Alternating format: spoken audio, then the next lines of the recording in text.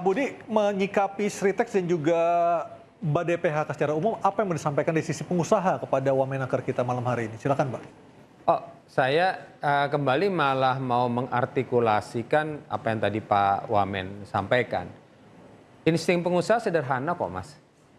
Pengusaha itu mau berusaha dan pasti mau growing. Nggak ada pengusaha yang mimpinya, oh suatu saat saya pengen bangkrut ya. Pak Budi, sorry, apakah Anda merasa semua beban tuh kayaknya ada di pengusaha? Yes, definitely.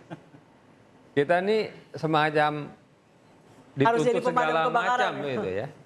Padahal tadi kita ingin growing, maka yang Pak Wamen tadi sampaikan betul.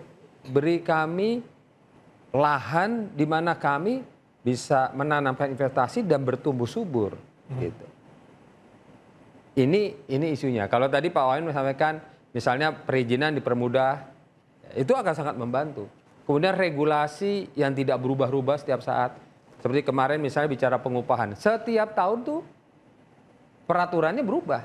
Lalu pengusaha gimana mau ngitung kos Terutama biayanya? jelang pilkada ya. Terutama jelang pilkada ya. Nah tadi juga Mbak Anissa sudah katakan bahwa kita pun pasarnya juga turun. Seperti yang TPT itu dan segala macam, itu turun 30-40%. Belum lagi sekarang isu kita masuk BRICS. Kemudian yang sekarang pasarnya di Amerika. Dia perang tarif. Lalu kalau revenue-nya nggak ada, cost-nya naik terus ya selesailah sudah. Baik. Jadi kembali, terima kasih Pak Wamen. Saya kira apa yang Bapak sampaikan memang beri kami situasi yang kondusif untuk berusaha. Dan Baik. jujur sekarang itu sangat challenging. Pak Budi, di tengah tadi semuanya itu diletakkan di pundaknya pengusaha. Dari peraturan pemerintahnya sendiri mendukung pengusaha atau tidak?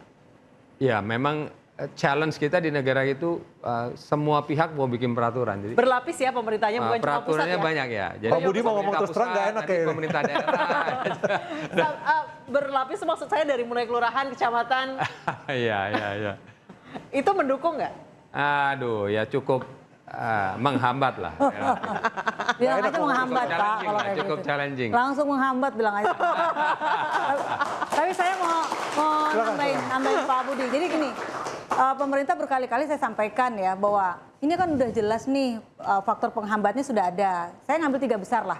Kasus korupsi itu nomor 1. Bagaimana investasi nggak mau masuk datang ke Indonesia. Ini Baik korupsi di ASN, di aparat. Wah, korupsi di semua lini ini mas sekarang kayaknya udah luar biasa. Jadi udah masuk ke semua sendi-sendi kehidupan bernegara dan berbangsa. Jadi investor asing maupun domestik udah nggak masuk. Lalu yang kedua birokrasi tadi, termasuk dari perizinan berbelit-belit. Jangankan ngurus perizinan Pak Budi, ngurus KTP aja saya sampai berbulan-bulan dulu ya sebelum ada peraturan. Tetapi sekarang masih berlaku sih di beberapa daerah. Jadi harus nunggu berapa bulan. Kalaupun mau cepat pakai laut belakang tuh yang ngasih oknum-oknum. Itu biaya lagi. Itu biaya lagi dan itu kan kolusi jatuhnya. Terus kemudian pungutan liar. Apa yang dirasakan oleh Sanken yang tutup dan pindah ke Vietnam, salah satunya yang nggak kelihatan di permukaan tapi di dalamnya ada adalah pemerasan dari ormas lingkungan sekitar. Lalu bagaimana pemerintah menanggapi itu, memproteksi itu.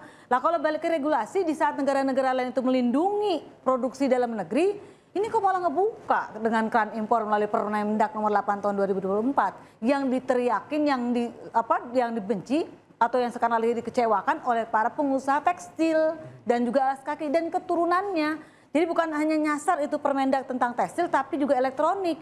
Dan juga UMKM masuk kehajar juga gitu loh. Baik. Nah ini pemerintah gimana? Saya nggak ngerti bagaimana mappingnya itu. Saya ke Pak Wamenaker dulu. Ini pastinya bukan menjadi domain semata dari Menaker, Mas Noel. Bukan. Saya sepakat, kita sepakat juga. Tapi mungkin yang ingin kita ketahui adalah bagaimana sebenarnya ketika sidang kabinet, rapat kabinet, ataupun sebenarnya ketika rapat koordinasi dengan lintas kementerian ini, apa sih yang dibahas dan juga tujuannya seperti apa, Mas Noel? Supaya kita semua juga bisa paham dan juga investasi bisa datang lagi ke Indonesia dan ekonomi ini kembali naik, Mas Noel. Ini, karena saya kan pejabat yang tidak punya beban ya.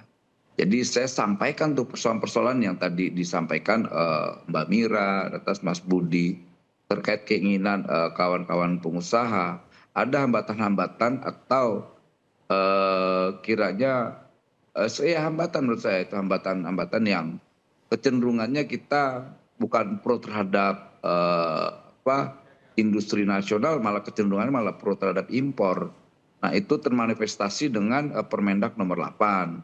Dan itu tanggal 23 Desember saya sudah sampaikan. Dan itu akhirnya akan dievaluasi oleh Menteri Perdagangan. Kemarin dia komitmen tanggal 5 Februari, dia bilang kita akan kita revisi. Semoga ini menjadi angin segar ya. Tinggal kita lihat revisi ini arahnya kemana gitu. Sudah direvisi atau belum ya? Kami juga belum mendengar ada kabar revisi tuh, Mas Noel. Tapi sudah ada pernyataan dari Kementerian Perdagangan akan direvisi. Nah, Akan kedua, ya berarti juga ya? Belum kita- ya? Baru akan ya? Ya. Nah, kedua ya terkait tadi izin. Memang tidak ada siapa sih gini. Pertama pengusaha tidak akan mau yang namanya ada PHK, udah pasti tuh. Kedua negara juga tidak mau adanya PHK. Ya. Ketiga buruh juga tidak mau di PHK. Gitu loh. Nah problemnya apa? Problemnya ya tadi yang tadi kita sampaikan bersama tadi. Harusnya ini kan bisa duduk bersama. Ini problem pengusaha, ini kan problemnya izin. Selain preman-preman dan perintilan-perintilannya. Kedua, soal buruh. Buruh ya kita harus juga punya keberpihakan terhadap buruh. Kalau seandainya semua ini saling memahami, saya yakin tidak ada persoalan-persoalan misalnya demo-demo, kemudian regulasi-regulasi yang membuat ketidakpastian di tengah-tengah kawan-kawan pengusaha, juga di kawan-kawan buruh. Nah kayak gini-gini kan yang malah merusak iklim iklim industrial kita. Nah kita kan mau ke depan ini semua baik gitu. Nah ini menjadi catatan lah ya. Semoga saya ini kan baru 4 bulan menjabat sebagai Wakil Menteri Tenaga Kerja. Tapi semoga ini pemerintahan Prabowo Gibran ini kan pemerintahan yang bisa diandalkan lah ya terkait misalnya soal ke depan Indonesia ini seperti apa. Karena kita punya optimisme terkait harapan-harapan yang diinginkan misalnya pengusaha. Itu udah kita sampaikan di rapat-rapat lah ya. Ini problemnya nih kita bilangin. Mas Noel, Atas ini Anda harapan diminta kawan-kawan untuk buruh. mundur, Mas Noel, di sosmed banyak beredar karena Anda pernah berjanji ketika Sritex itu dipilotkan, Anda siap untuk mundur. Komentar Anda, Mas Noel.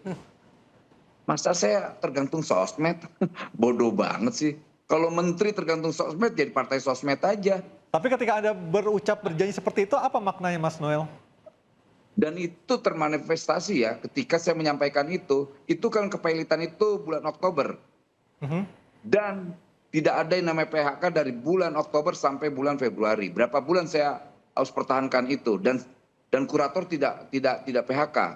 Lantas sekarang waktu itu komitmen dengan manajemen. Pokoknya saya tidak mau ada PHK. Ini negara saya bilang, ini atas nama negara nggak boleh ada PHK dan tidak ada PHK. Kemudian kemarin ada keputusan PHK itu yang dilakukan bukan oleh manajemen, yang melakukan itu kurator. Tanya kong kurator dong. Nah kan kadang ini kan maaf ya, ini orang-orang yang nggak paham nih, nggak ngerti nih orang-orang medsos-medsos ini malah tahu kurator. Jangan-jangan baru baca kurator itu apa. Yang tahu itu buru-buru. Lantas kok yang protes medsos. Yang harus marah kepada saya itu adalah buruh. Yang harus marah sama saya itu adalah serikat pekerja. Nah, serikat pekerja ada nggak marah sama saya? Karena mereka paham situasi begini. Buruh juga tahu, paham. Makanya kadang-kadang mau saya bilang, ya idiot, ya gimana? Nanti bilang, lo pejabat kok ngomongnya? Ya emang, ya kita pejabat yang lahir dari aktivis. Kita nggak punya beban. Mau saya bilang apa kayak itu? Bahkan saya bilang ini, netizen-netizen yang nggak paham ini, seperti anak monster ya, baby monster. Baby monster tampangnya serem, lucu, menggemaskan tapi tidak bisa diandalkan. Baik. Kayak gitu definisinya lah. Jadi Oke, saya selalu menantang dong. Saya ke Pak Zainul. Pak Zainul, ada tadi Bung Noel menyebutkan ada beberapa regulasi yang justru kontraproduktif terhadap produk-produk dalam negeri. DPR sendiri melihat ini seperti apa? Ya, sebetulnya kami di DPR itu selama 10 tahun terakhir ya, kita tuh hampir memberikan cek kosong loh kepada pemerintah. Melalui Omnibus Law itu, baik yang Ciptaker, kesehatan, segala macamnya itu, kita hampir kasih semuanya kepada pemerintah. Demi apa? Demi investasi masuk. Tapi ketika hasilnya Ya kan? seperti ini gimana, Mas Zainul, Ya, pertanggungjawabannya? faktanya kan ternyata kan berbeda. 10 tahun terakhir, investasi yang masuk ke kita tuh hanya 15% kenaikannya loh. Dan dari Oktober sampai bulan Maret ini mungkin Komisi 9 juga kurang galak kali ya? Iya. Kalau dari DPR sendiri melihatnya kenapa cuma 15%? Karena Faktor faktor yang Mbak utamanya Mira apa? tadi itu. Soal Korupsi. reformasi birokrasi yang nggak jalan. Ya kan? Korupsi. Tata laksana soal perizinan, kemudian juga soal penataan SDM di sektor human resources kita. Artinya apa? Bahwa iklim investasi yang masuk ke kita itu tidak diberikan apa ya istilahnya daya dukung Insentif ya, tidak ada insentifnya ya. yang cukup. Dari sejak bulan Desember dengan Kementerian Tenaga Kerja kita sudah minta data misalnya potensi PHK massal itu ada di mana saja. Baik. Misalnya di Pak Budi di Apindo itu ada 8.000 anggota Apindo itu. Ada nggak sih misalnya peta dari sekian ini ya sekian ribu alarm merah, sekian ribu alarm kuning, ini alarm hijau. Nah, yang alarm merah itu diintervensi pemerintah misalnya melalui apa? Insentif pajak, yang paling berat apa misalnya gitu. Tagihan listriknya terlalu besar, dikasih keringanan misalnya begitu loh. Berarti butuh gitu. mitigasi-mitigasi yang Itu sampai yang menurut sekarang. saya sampai hari ini pemerintah belum melakukan dengan detail ya. Mungkin sudah dilakukan tapi masih makro gitu. Ini padahal PKB ini partai pendukung pemerintah nih Mas.